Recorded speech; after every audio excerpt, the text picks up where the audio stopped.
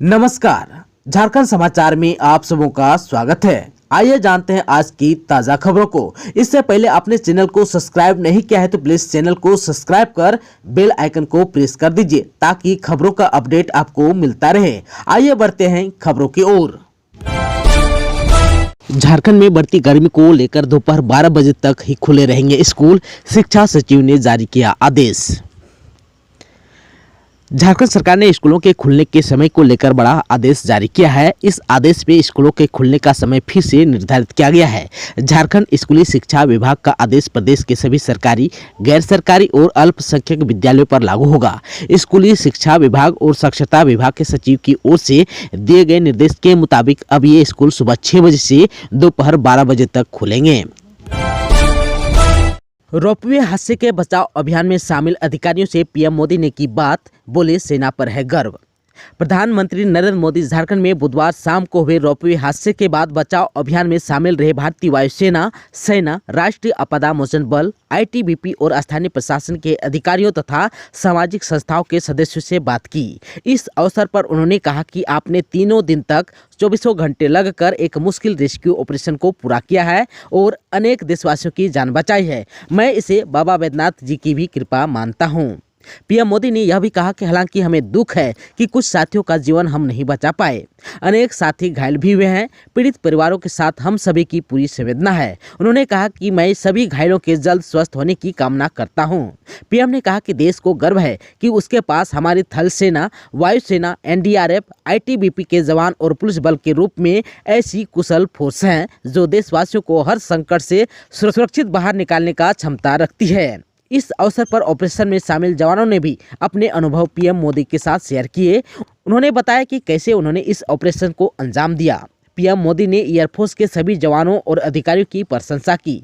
Bharatiya Janata party के सांसद निशिकांत दुबे के साथ मौजूद पन्ना लाल ने भी अपनी राय रखी। उन्होंने बताया कि सूचना मिलने के तुरंत बाद वे अपने साथियों के साथ पहुंचे और लोगों को सुरक्षित निकालने का काम शुरू कर दिया। देवघर के रोपवे हादसे में 11 लोगों की जान बचाने वाला पन्ना लाल को सीएम हेमंत सोरेन ने किया सम्मानित। देवघर स्थित त्रिकुट पर्वत पर रोपवे हादसे में लोगों की जान बचाने में दिन रात लगने वाले रोपवे कर्मी पन्ना लाल पंजियारा को राज्य सरकार ने सम्मानित किया है। राज्य सरकार की ओर से 1 लाख रुपए का चेक देकर सम्मानित किया गया। वहीं सीएम हेमंत सोरेन ने पन्ना लाल की जमकर तारीफ भी की। साथ ही कहा कि पन्ना लाल को केंद्र सरकार से भी सम्मानित करने के लिए आग्रह किया जाएगा। बुधवार को राज्य सरकार की ओर से देवघर समाहरणालय में डीसी और एसपी ने उन्हें सम्मानित किया। आप सबको को बता दूं कि देवघर के त्रिकुट रोपवे में वर्ष 2009 से पन्नालाल पंजियारा कार्यरत हैं। पन्नालाल रोपवे हादसे के बाद रेस्क्यू टीम के साथ ट्रॉली में फंसे लोगों को सुरक्षित निकालने में दिन रात लगे रहे। एयरफोर्स के हेलीकॉप्टर का रेस्क्यू शुरू होने से पहले पन्नालाल ने पूरी सजगता के साथ रस्सी और सेफ्टी बेल्ट के सहारे कुर्सी के जरिए 2 ट्रॉली में 11 पर्यटकों को खुद रेस्क्यू कर सुरक्षित नीचे उतारे थे।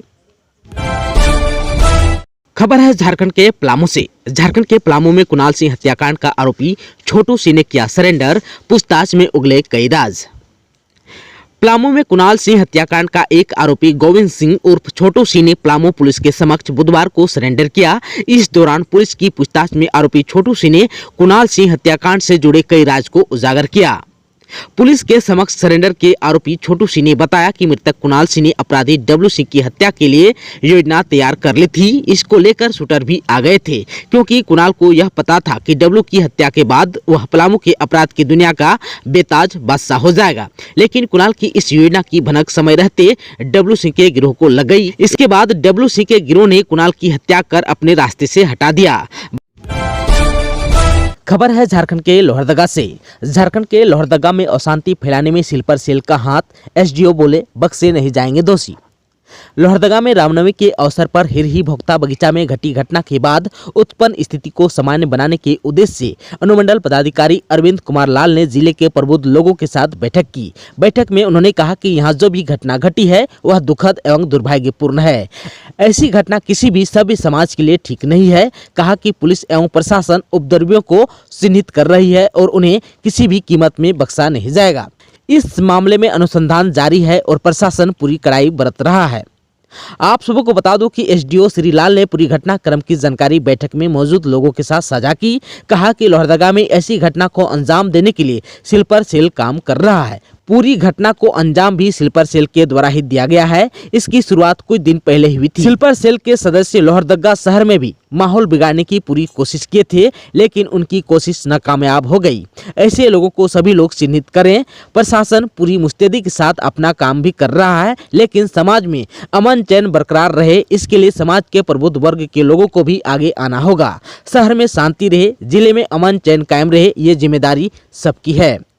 मौके पर एसडीपीओ वशिष्ठ नारायण सिंह ने कहा कि पुलिस लगातार जांच कर रही है। इस घटना में शामिल लोगों को चिन्हित किया जा रहा है। अब तक 8 लोगों को जेल भेजे जा चुके हैं। खबर है झारखंड के बोकारो, गोड्डा एवं जामताड़ा से। बोकारो, गोड्डा एवं जामताड़ा जिला में महिला डिग्री महाविद्यालय का होगा निर्माण। उत्कृष्ट मानव संसाधन तैयार करने के उद्देश्य को पूरा करने के लिए राज्य में युवाओं को गुणवत्ता युक्त उच्च एवं तकनीकी शिक्षा प्रदान करना हमारी प्राथमिकता है। क्वालिटी हायर एजुकेशन के लिए अधिकारी ऐसा पुख्ता मैकेनिज्म तैयार करें जिससे सभी मापदंडों का प्रभावी पालन सुनिश्चित हो सके। साथ ही राज्य में स्थापित पॉलिटेक्निक कॉलेज सहित अन्य उच्च तकनीकी शिक्षण संस्थानों का नियमित निरीक्षण करें। पॉलिटेक्निक कॉलेज सहित अन्य राज्य की कॉलेजों में व्यवस्था को सुदृढ़ रखने के लिए रिक्त पदों पर भर्ती एवं पदोन्नति की कार्रवाई को गति दें। उक्त बातें मुख्यमंत्री हेमंत सोरेन ने झारखंड मंत्रालय में आयोजित उच्च एवं तकनीकी शिक्षा विभाग की समीक्षा बैठक में बुधवार को कही। मुख्यमंत्री ने कहा कि उच्च एवं तकनीकी शिक्षा विभाग द्वारा जो भी कार्य किया जा रहा है, इन सभी कार्यों का स्टेप बाय स्टेप समय सीमा निर्धारित हो तथा तय समय पर कार्यों को मूर्त रूप दें। खबर है झारखंड के धनबाद से। झारखंड पंचायत चुनाव में महिलाओं के लिए रिजर्व हुए धनबाद की केसरगढ़ पंचायत, कई समस्याएं आज भी मौजूद।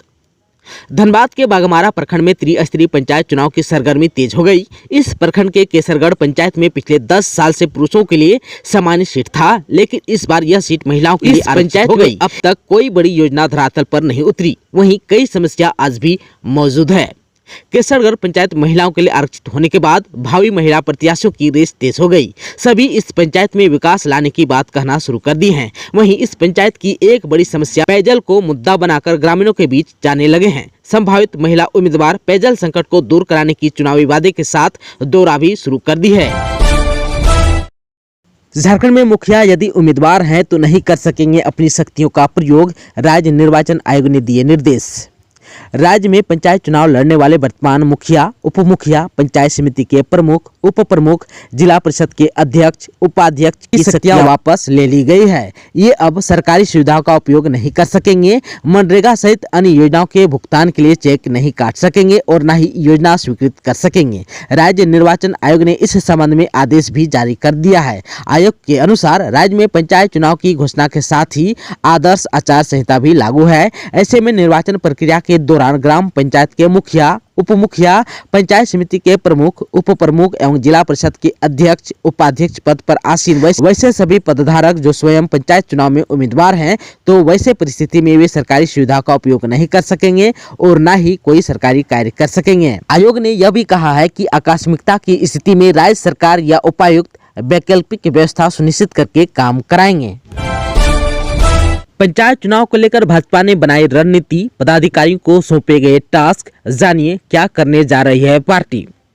झारखंड में पंचायत चुनाव दलीय आधार पर नहीं हो रहा है। इसके बावजूद सभी राजनीतिक दलों ने चुनाव की तैयारियां शुरू कर दी है। इस कड़ी में भाजपा ने बुधवार को प्रदेश मुख्यालय में त्रिस्तरीय पंचायत चुनाव को लेकर अहम बैठक की। प्रदेश अध्यक्ष दीपक प्रकाश की अध्यक्षता में हुई बैठक में यह तय किया गया कि भले ही राज्य में पंचायत चुनाव दलीय आधार पर न हो, लेकिन भाजपा इस चुनाव को पूरी गंभीरता से लेगी। बैठक में चुनाव के बाबत पदाधिकारियों को टास्क भी सौंपे गए। बैठक में भाजपा के प्रदेश प्रभारी दिलीप शोकिया, राष्ट्रीय उपाध्यक्ष रघुवर दास, भाजपा विधायक दल के नेता बाबूलाल मरांडी भी मौजूद थे। तय हुआ कि भाजपा जिला स्तर पर समन्वय समिति का गठन करेगी, जो प्रदेश स्तर पर गठित समिति से पूरे चुनाव के दौरान समन्वय करेगी। फिलहाल भाजपा जिला परिषद और मुखिया के चुनाव पर फोकस करेगी। इस पद के लिए पार्टी से जुड़े लोगों को चुनाव में अघोषित रूप से उतारा जाएगा। चुनाव के लिए उपायुक्त उम्मीदवारों के चयन की जवाबदेही जिला अध्यक्ष और जिला प्रभारियों को सौंपी गई है। अधिकृत रूप से पार्टी प्रत्याशियों की घोषणा नहीं की जाएगी। इन प्रत्याशियों को भाजपा आंतरिक मदद मुहैया कराएगी। पंचायत चुनाव को लेकर भाजपा माहौल भी बनाएगी। बैठक में प्रदेश उपाध्यक्ष नीलकंठ सिंह मुंडा, विनोद शर्मा, अर्पणा सेन, गंगोत्री कुजूर, जेपी पटेल, प्रदेश महामंत्री आदित्य साहू, प्रदीप वर्मा, बालमुकुंद सहाय, मंत्री नवीन जायसवाल, सुबोध सिंह गुड्डू सहित सभी जिलों के जिला अध्यक्ष एवं जिला प्रभारी मौजूद थे। दोस्तों, अभी तक आपने चैनल को सब्सक्राइब नहीं किया है तो प्लीज चैनल को सब्सक्राइब कर बेल आइकन को प्रेस कर दीजिए ताकि खबरों का अपडेट आपको मिलता रहे। इसके साथ ही आज की खबरों में बस इतना ही। हमें दीजिए इजाजत। नमस्कार।